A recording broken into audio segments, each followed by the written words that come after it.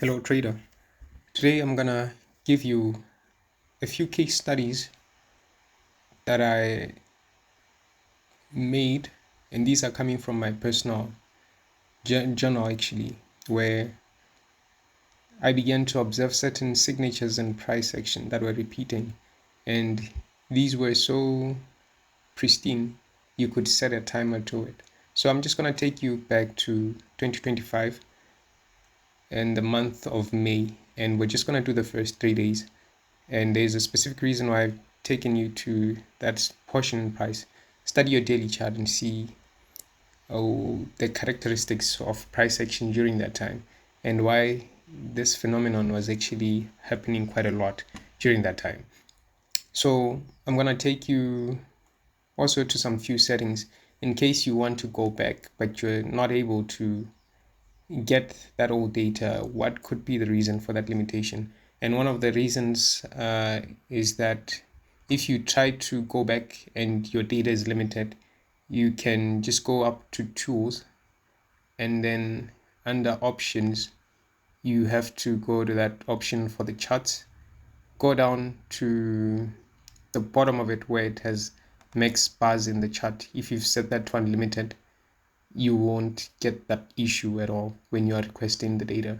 So set it to unlimited, and then after you've set it to unlimited, you can go Control U or still hit the tools and then symbols. You're gonna then go down to the symbol of your choice. For this case study, we're doing V75 1S. Then just jump into bars. Then request whatever date it is you put. It'll pull as far back as it can. Then you can just press request, and then it'll give you every candle's history up to between the period you have selected, right? So whatever period you're going to select, make sure the month of May is included. Month of May 2025 is included in that range.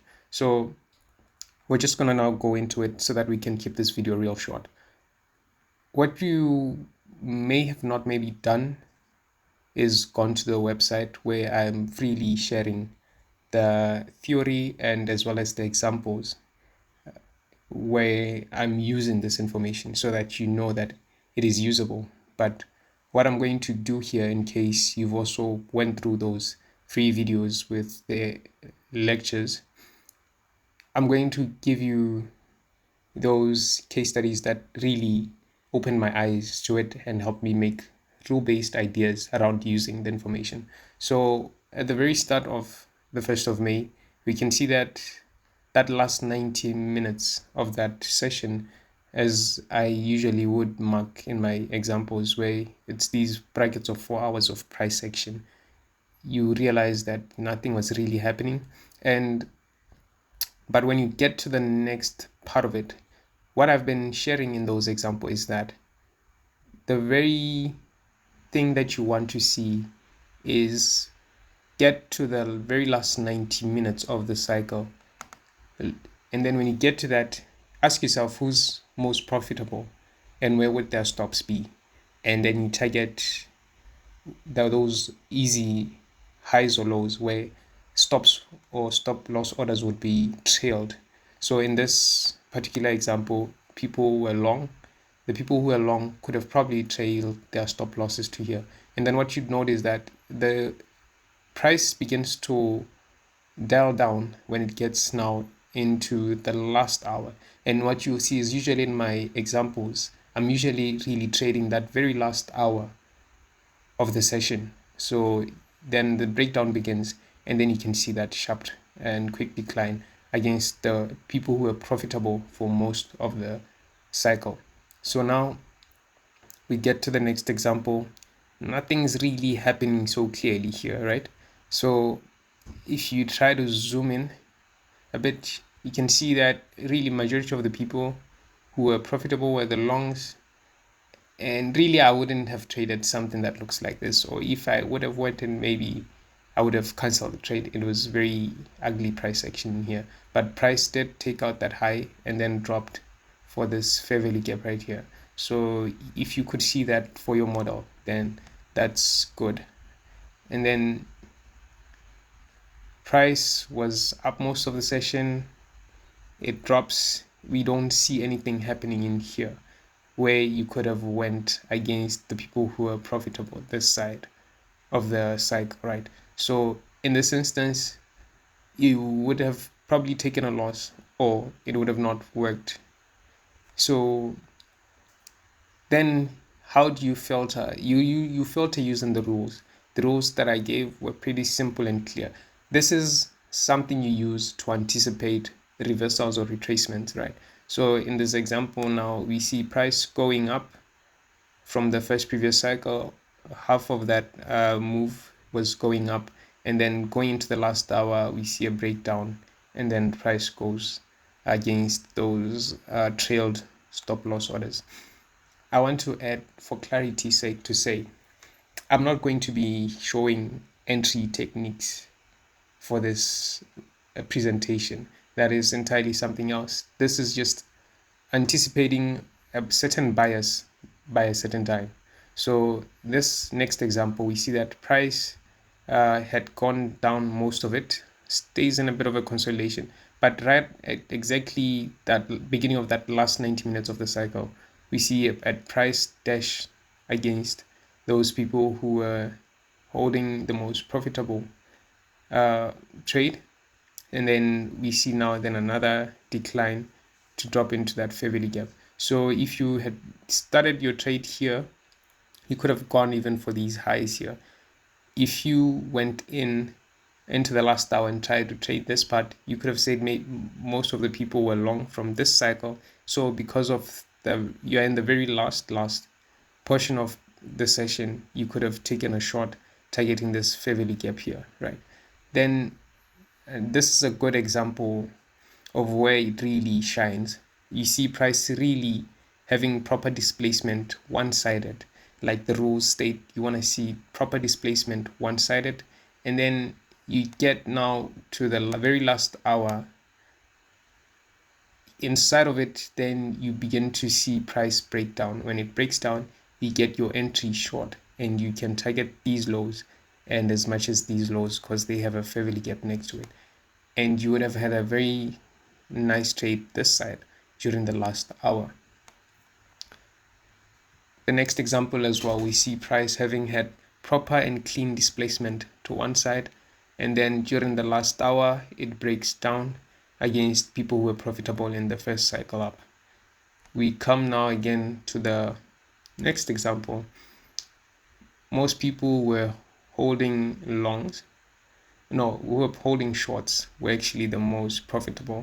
And then in the last hour, we see a sharp retracement against that.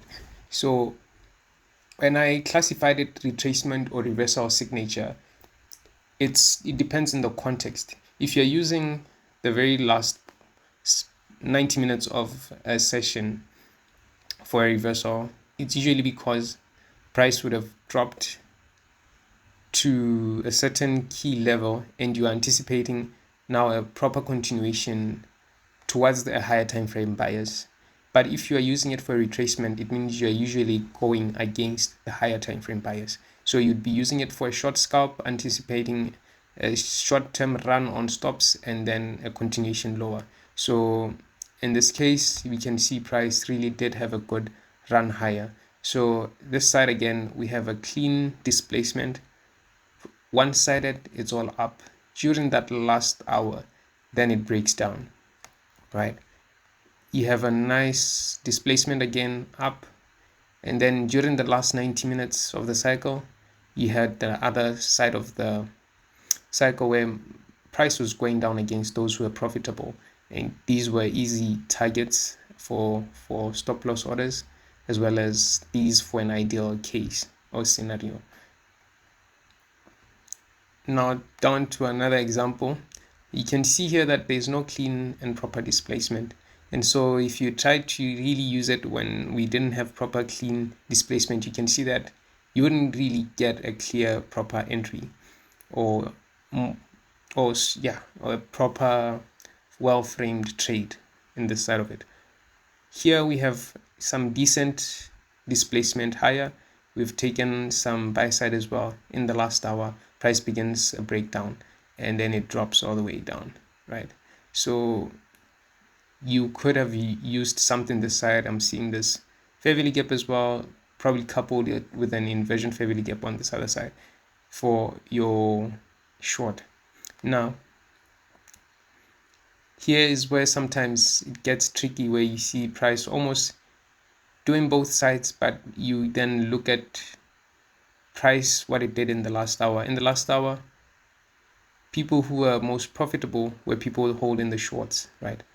And then because this was where the most displacement was to the lower side, with people who were being profitable towards the end of the cycle being the short holders, you'd anticipate price turning, and we get that clean reversal inside of that last hour, and then price runs up. Coming this side, price was running up, and then we get to the last 90 minutes of the cycle. We haven't really quite ran for any lows within here. So when we get to the last hour, price makes a dash, takes out these lows, which would have been easy targets for where stop loss orders could have been traced by those who were holding longs. So usually when you have proper displacement, it makes it easier to find the setup in the last 90 minutes of the cycle. We get that same phenomenon here. Price was dropping significantly, and then at the last hour we see price then make a quick dash against those who were holding shorts. This was a good first target, second target. So same thing here, price runs up significantly. You get to the last hour, and then you get a good retracement lower, right?